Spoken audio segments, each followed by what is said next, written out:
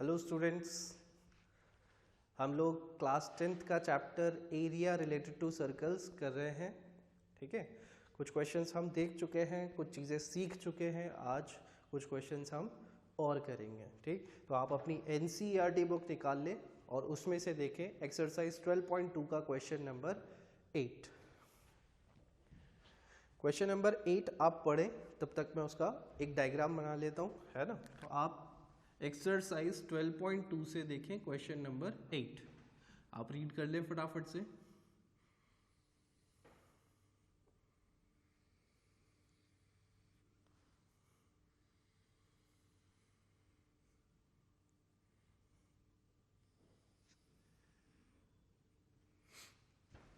Okay, आपने पढ़ लिया होगा क्वेश्चन। क्वेश्चन में गिवन है a horse is tied to a peg at one corner of a square shaped grass field of side 15 meter by means of a 5 meter long rope.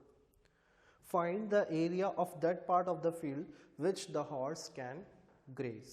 Question में आपको क्या दे रखा है, एक स्क्वायर ग्रास फील्ड है, square shape की grass field जिसकी साइड जो है वो कितनी है 15 मीटर। ठीक है, 15 मीटर की साइड है, तो सारी साइड्स 15 मीटर ही होंगी, स्क्वायर शेप की फील्ड है। और उन्होंने बोला a horse is tied to a peg at one corner, किसी एक कॉर्नर पे जो है हॉर्स बंधा हुआ है विद अ पैग। पैग मतलब खूंटा, जिसपे हॉर्सेस को बांधा जाता है, किसी भी एनिमल को बांध सकते हैं यहाँ, वो पैग कहलाता है। तो यहाँ पर इस कॉर्नर पे एक पैग लगा हुआ है, ठीक, और उससे हॉर्स को टाई किया हुआ है। ठीक, और टाई जो किया हुआ है उसको जो रोप है लेंथ वो कितनी है हॉर्स की, उसकी लेंथ दे रखी है आपको 5 मीटर। ठीक है, 5 मीटर की लेंथ आपको दे रखी है। तो अब मैं मान लेता हूँ सपोज कि जो रोप है वो 5 मीटर की लेंथ कुछ इस तरह से यहाँ पर आ रही है। ठीक, यहाँ तक जो है उसकी रोप की लेंथ है 5 मीटर। ठीक, तो अब आप देखो कि हॉर्स जो है, उन्होंने आपसे ये पूछा है कि कितना एरिया वो ग्रेस कर सकता है हॉर्स। ठीक, तो हॉर्स यहाँ पर एक 5 मीटर की रोप से बंधा हुआ है, तो भाई हॉर्स पास का एरिया तो आसानी से ग्रेस कर सकता है, खा सकता है ना वहाँ की घास। और बाकी उसके आगे मैक्स टू मैक्स वो कहाँ तक जा सकता है 5 मीटर के डिस्टेंस पे। फ्रॉम दिस पॉइंट, इस ए पॉइंट से 5 मीटर के डिस्टेंस तक ही वो ज़्यादा से ज़्यादा जा सकता है, उससे आगे नहीं जा पाएगा। तो ठीक उसी तरह से इधर भी 5 मीटर, इधर भी 5 मीटर, इधर भी 5 मीटर, हर तरफ 5 मीटर का डिस्टेंस ही वो कवर कर पाएगा। ठीक, इधर भी मैक्स टू मैक्स 5 मीटर तक के ही जा पाएगा, इधर भी मैक्स टू मैक्स 5 मीटर तक ही जा पाएगा। तो अगर हम देखें तो कुछ इस तरह का उसका जो है ग्रेजिंग पोर्शन बनेगा, जो उसका ग्रेजिंग एरिया रहेगा वो कुछ इस तरह से रहेगा। ठीक, 5 मीटर का जो वो रीजन कवर कर पाएगा वो कुछ इस तरह का होगा।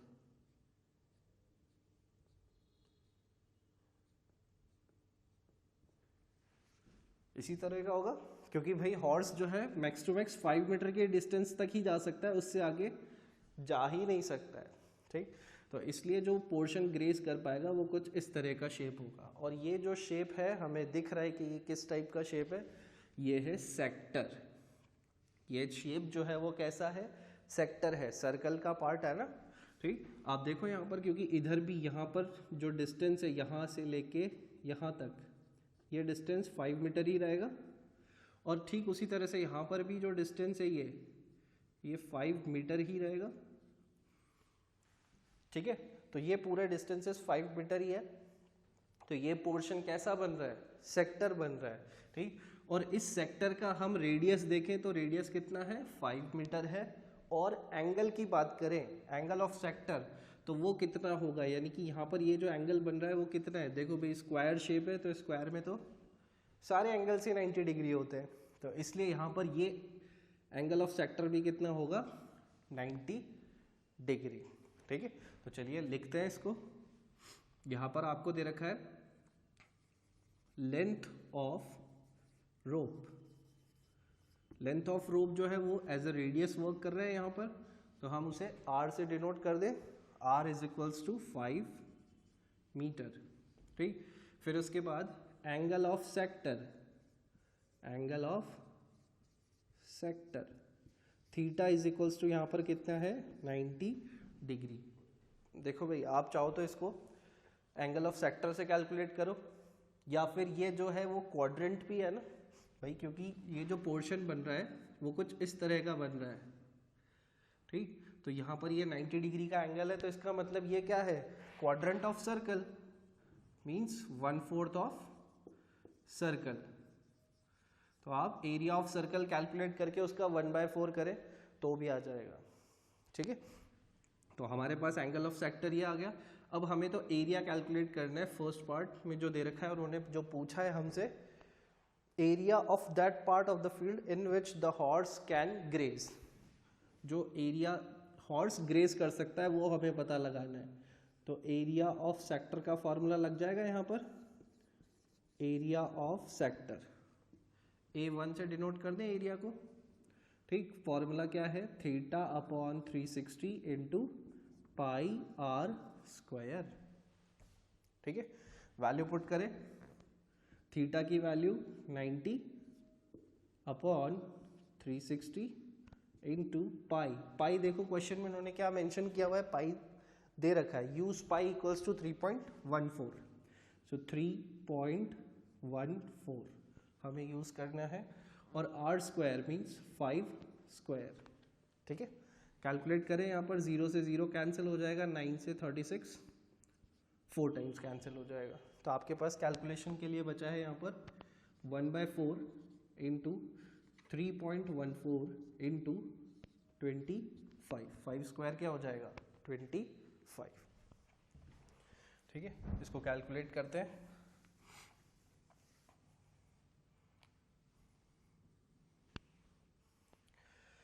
हाँ, यहाँ पर कैंसिल हो रहा है, देखो ये 2 से 2 टाइम्स कैंसिल हो जाएगा, और ये हो जाएगा यहाँ पर 1.57 टाइम्स ये कैंसिल हो जाएगा, ठीक। फिर इसके बाद तो हमें मल्टीप्लाई ही करना पड़ेगा, और कोई ऑप्शन ही नहीं बच रहा है हमारे पास, ठीक। तो हमें कैलकुलेशन अब क्या करनी है, हमें कैलकुलेट करना है 1/2 इंटू 1.57 इंटू 25, ठीक है। कैलकुलेट करते हैं, 1.57 इंटू 25 कैलकुलेट करें, ठीक। तो यहाँ पर ये हो जाएगा 7 5 35, कैरी 3 5 5 25, 25 प्लस 3 28, और ये 7, और यहाँ पर ये हो जाएगा 7 to 14, 5 to 10 11 और 3। तो यहाँ पर ये आ गया हमारे पास 5 8 और 4 12, ठीक। और फिर कैरी 1, तो यहाँ पर ये हो जाएगा 9, और ये बन जाएगा हमारा 3। सो 39.25 हमारा जो है आ रहा है यहाँ पर 39.25/2 मीटर स्क्वायर। इसको आप कैलकुलेट करें, डिवाइड बाय 2 कर लें इसी को, तो डिवाइड बाय 2, तो हमें पता है 19 2 ज़ा 38, तो यहाँ पर ये हो गया 1, ठीक। 12, तो 19 6 12, रिमाइंडर 0, 5 कैरी हुआ, ठीक। अब देखो यहाँ पर रिमाइंडर 0 हो गया, ठीक। तो 2 2 ज़ा 4, रिमाइंडर 1, तो ये हो जाएगा 0 लग के 10, तो ये हो गया 5, यहाँ रिमाइंडर 0 हो गया। तो फाइनली हमारा आंसर आ गया 19.625 मीटर स्क्वायर। तो इतना एरिया जो है हॉर्स क्या कर पाएगा, ग्रेस कर पाएगा, ठीक है। ये कैलकुलेशंस में इरेज कर देता हूँ यहाँ पर। तो आपको फाइनल स्टेटमेंट लिख के देना होगा आंसर में, that area which horse can graze equal to 19.625 metre square, ठीक है। अब उन्होंने हमसे फर्स्ट पार्ट में तो यही पूछा था कि हॉर्स कितना एरिया ग्रेज कर पाएगा, ठीक। फिर अब सेकंड पार्ट में देखते हैं कि उन्होंने क्या बोला है। सेकंड पार्ट में उन्होंने बोला है the increase in the grazing area if the rope were 10 metre long instead of 5 metre. अब उन्होंने हमसे पूछा है कि भाई अगर सपोज ये लेंथ की रोप जो है 5 मीटर की जगह 10 मीटर हो जाए, ठीक, तो अब हॉर्स जो है थोड़ा सा और आगे तक जा पाएगा, ठीक है, तो और आगे तक जा पाएगा। तो अब 10 मीटर हो गई है रोप की लेंथ, तो अब वो जो पोर्शन ग्रेस कर पाएगा वो इतना ग्रेस कर पाएगा, ठीक। तो उन्होंने हमसे ये पूछा है इंक्रीज इन एरिया, कि कितना एरिया और इंक्रीज हो जाएगा, ठीक। तो हमें जो कैलकुलेट करना है इंक्रीज इन एरिया, वो सिर्फ ये वाला एरिया कैलकुलेट करना है, ठीक है, पूरे सेक्टर का नहीं। आप समझ रहे हो बात को? उन्होंने हमसे इंक्रीज पूछा है कि कितना बढ़ जाएगा, कितना और ज़्यादा हो जाएगा, तो हमें सिर्फ ये पोर्शन कैलकुलेट करके बताना है, पूरा एरिया कैलकुलेट नहीं करना है, सिर्फ इंक्रीज इन एरिया निकालना है, ठीक है। तो सब देखते हैं कैसे निकलेगा। चलिए नाउ सेकंड केस में लेंथ ऑफ रोप जो है उसको हम कैपिटल आर ले लें, ठीक, वो है हमारा 10 मीटर।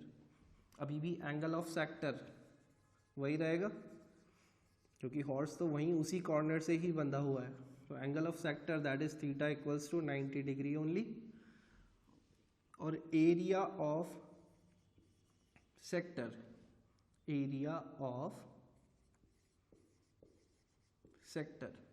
ठीक, इसको मैं बोल दूं A2। सेकेंड एरिया कैलकुलेट करना है ना, इसलिए इसको A2 से डिनोट कर दिया। Theta upon 360 into pi r square, ठीक है।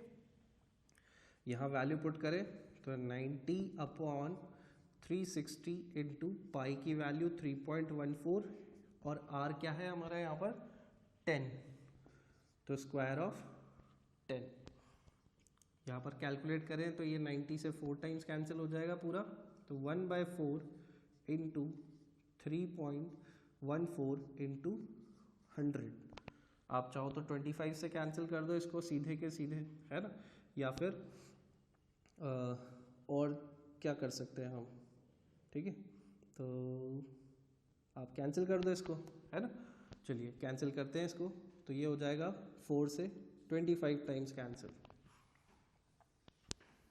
ठीक। तो अब हमें कैलकुलेट करना है 3.14 इंटू 25, ठीक। आप इसको कैलकुलेट करें कि कितना आ रहा है ये, है ना, मैं भी कैलकुलेट करता हूँ। तो 3.14 इंटू 25 ये हमारा हो जाएगा यहाँ पर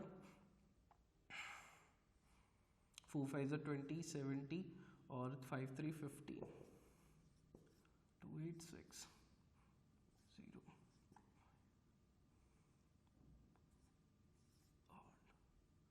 और ये हो जाएगा हमारा 78.50।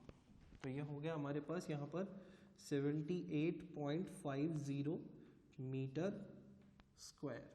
इतना एरिया जो है उसका नया एरिया जो हॉर्स ग्रेस कर पाएगा वो हो जाएगा।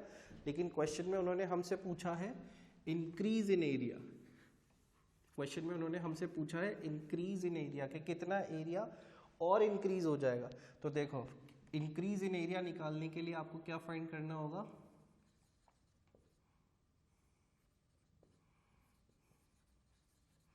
Increase in area is equals to A2 minus A1, area 2 minus area 1, ठीक है, ये आपको माइनस करना पड़ेगा, तभी तो आपको चेंज पता लगेगा कि चेंज कितना हुआ, इंक्रीज कितना हुआ, ठीक।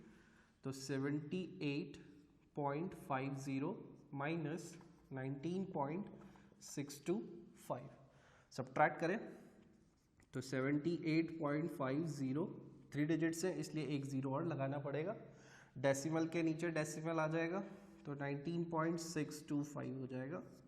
माइनस कर रहे हैं 10 माइनस 5 5 9 माइनस 2 7 और यहाँ पर हो जाएगा हमारे पास 14 14 माइनस 6 8। यहाँ पर हमारे पास हमने यहाँ पे कैरी किया होगा, है ना, तो यहाँ पर बच रहा है हमारे पास 17 माइनस 9, तो ये हो जाएगा हमारे पास 5 और यहाँ पर 6 माइनस 1 5, ठीक। एक बार फिर से चेक कर लें भाई, यहाँ पर 10 - 5 और 9 - 2 7, और ये हो जाएगा हमारे पास 14 14 - 6 8, यहाँ पर था हमारे पास 7 17 - 9, शायद ये गड़बड़ हो गया भाई। यहाँ पर ये हो जाएगा 17 में से 9 सब्ट्रैक्ट करने हैं तो हमारे पास बचेगा 17 - 9 58, ठीक 58 58.75 आपका हो जाएगा फाइनल आंसर मीटर स्क्वायर। ठीक है, नोट डाउन कर लें इसको।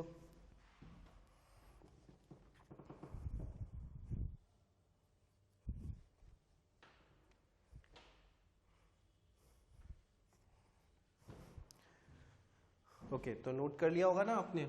तो अब आप नेक्स्ट क्वेश्चन देखें, सेम इसी एक्सरसाइज में से जो इसका जस्ट नेक्स्ट क्वेश्चन है, क्वेश्चन नंबर 9, उसे आप पढ़ें।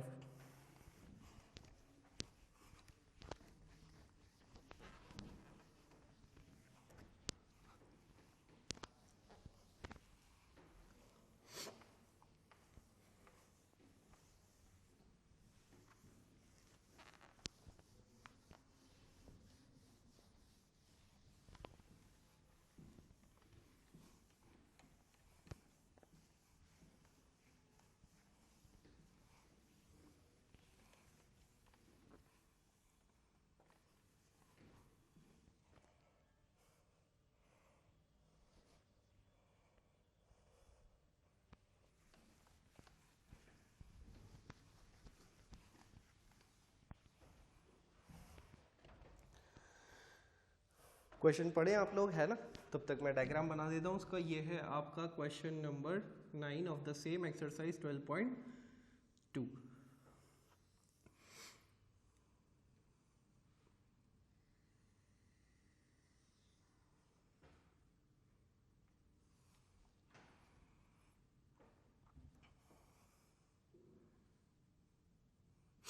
चलिए, क्वेश्चन में आपको क्या दे रखा है? A brooch is made with a silver wire in the form of a circle with a diameter of 35 mm. The wire is also used in making 5 diameters which divide the circle into 10 equal sectors.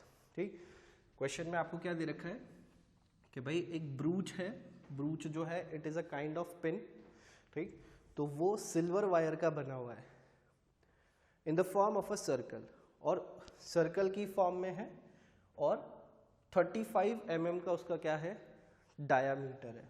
ठीक, तो ये diameter 35 mm का है। अब जो wire उसमें लगाया है, कहाँ कहाँ लगाया है? Making 5 diameters. ठीक, वायर कहाँ लगा हुआ है? डायमीटर्स में भी लगा हुआ है और बाउंड्री पे भी लगा हुआ है, ऐसा उन्होंने आपको बता दिया। और डायमीटर्स कितने लगे हुए? 5 डायमीटर्स लगे हुए हैं। तो कुछ इस तरह से और डायमीटर्स हैं उसमें।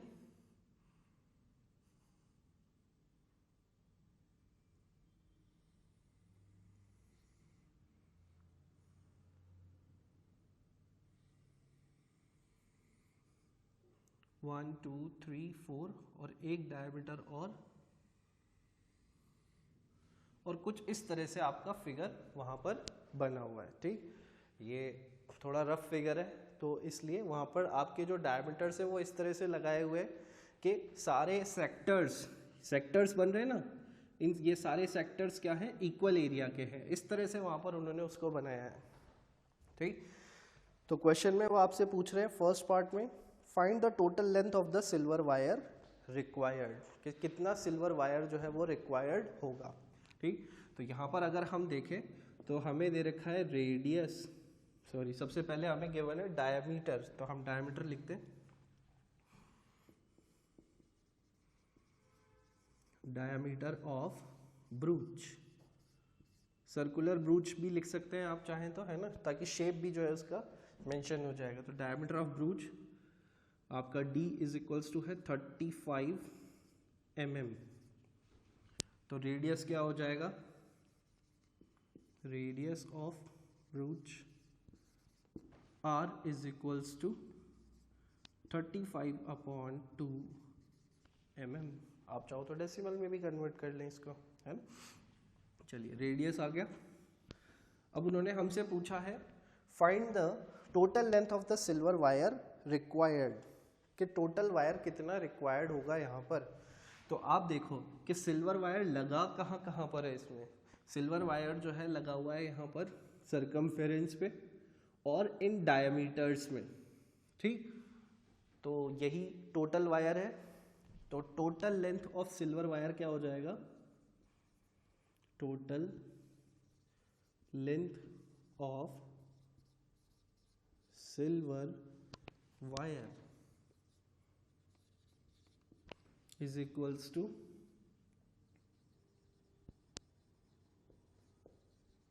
सरकमफेरेंस, भाई सरकमफेरेंस में लगा हुआ है प्लस 5 डायमीटर्स, ठीक है। तो टोटल लेंथ कितनी हो जाएगी भाई, सरकमफेरेंस पे लगा हुआ है तो इसलिए सरकमफेरेंस को काउंट करेंगे, और हर डायमीटर में भी सिल्वर वायर लगा हुआ है, और ऐसे कितने डायमीटर्स है, 5 डायमीटर्स है, तो इसलिए प्लस 5 डायमीटर्स हमने कर दिया है, ठीक है।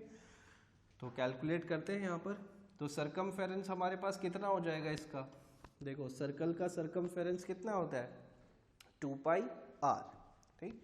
तो 2 पाई r plus 5 diameters means 5 into d, यही हो जाएगा, ठीक। तो चलिए कैलकुलेट कर लेते हैं इसको कि ये कितना हो रहा है। 2 इंटू, क्वेश्चन में पाई की वैल्यू कुछ मेंशन है नहीं है, तो हमें 22/7 ही यूज करनी होगी, ठीक। तो 2 into 22/7 into r which is 35/2 plus 5 into diameters, आप डायरेक्ट डायमीटर यूज कर लो, 5 इंटू 35, कैंसिल कर दें, यहाँ पे कुछ टर्म्स कैंसिल हो रही है, 2 से 2, 7 से ये 5 टाइम्स, ठीक। तो आपके पास बचा यहाँ पर 22 इंटू 5 प्लस 5 इंटू 35, कैलकुलेट करने के लिए यही बचा है बस। तो 22 इंटू 5 तो हो जाएगा हमारा 110 प्लस ये हो जाएगा हमारे पास 175, तो ये हो गया हमारा 110 प्लस 175 कितना हो जाएगा भाई, ये हो गया हमारा 285 mm, सब क्योंकि mm में है यूनिट तो इसलिए 285 mm। आप चाहो तो इसको सेंटीमीटर में भी कन्वर्ट कर सकते हो। सेंटीमीटर में कन्वर्ट करने के लिए क्या करना होगा, mm को डिवाइडेड बाय 10, तो 285 अपॉन 10, तो ये बन जाएगा सेंटीमीटर, दैट इज 28.5 सेंटीमीटर। उन्होंने क्वेश्चन में कुछ मेंशन नहीं किया ऐसा कि किस में एक्सप्रेस करना है, तो यूनिट आप यहाँ पर भी छोड़ सकते हो, यहाँ पे भी छोड़ सकते हो, चाहो तो मीटर में भी कन्वर्ट कर सकते हो, ठीक है। नेक्स्ट पार्ट पे आते हैं। इसके नेक्स्ट पार्ट के लिए इन्होंने बोला है आपको the area of each sector of the brooch, तो each sector of the brooch का एरिया आपको कैलकुलेट करना है। तो एरिया ऑफ सेक्टर कैलकुलेट करने के लिए आपको क्या चाहिए होता है, रेडियस है हमारे पास, थीटा एंगल ऑफ सेक्टर, तो वो भी हम चाहे तो निकाल सकते हैं यहाँ पर। भाई क्यों, कैसे निकलेगा, देखो टोटल 10 सेक्टर्स हैं और उन्होंने बोला है सारे के सारे सेक्टर्स क्या हैं, इक्वल है। अब हमें पता है कि सेंटर पे जो एंगल बनता है वो कितना बनता है, 360 डिग्री, और वो 360 डिग्री 10 इक्वल पोर्शंस में डिवाइड हो जाएगा, तो एक एंगल कितने का हो जाएगा, 360 अपॉन 10, दैट इज 36 डिग्री, ठीक। आप चाहो तो ऐसे कैलकुलेट करो, या फिर आप चाहें तो सीधे पूरे सर्कल का एरिया कैलकुलेट कर लो और उसको डिवाइड बाय 10 कर दो, तो भी आ जाएगा आपके पास, ठीक। तो यहाँ पर हम देखें,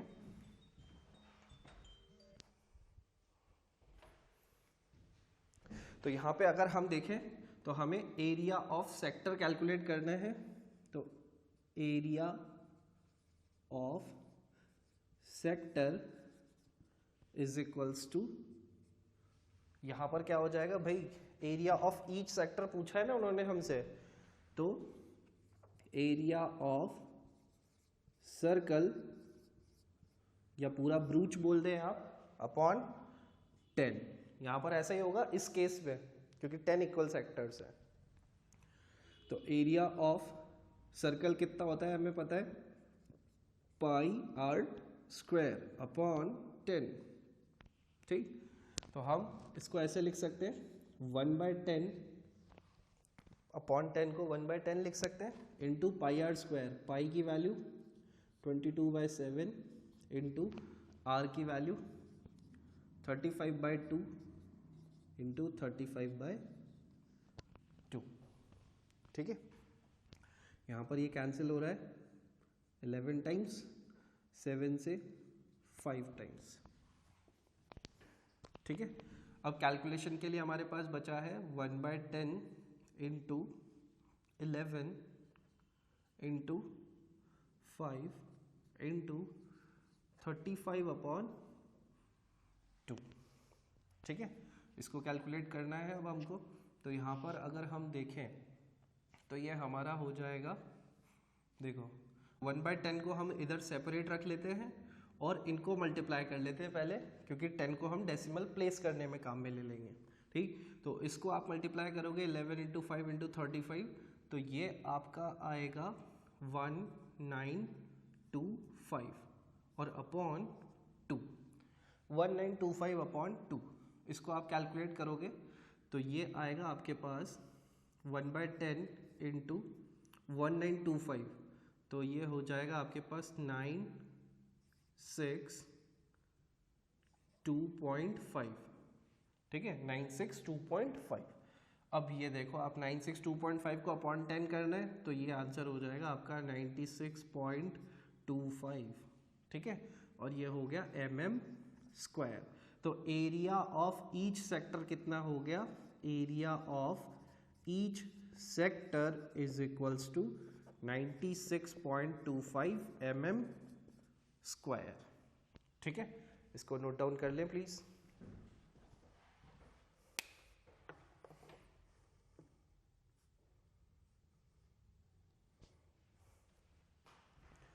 ओके, तो आज के लिए हम बस इतना ही रखते हैं। We will meet in the next class. Till then take care of yourself, keep studying, bye bye.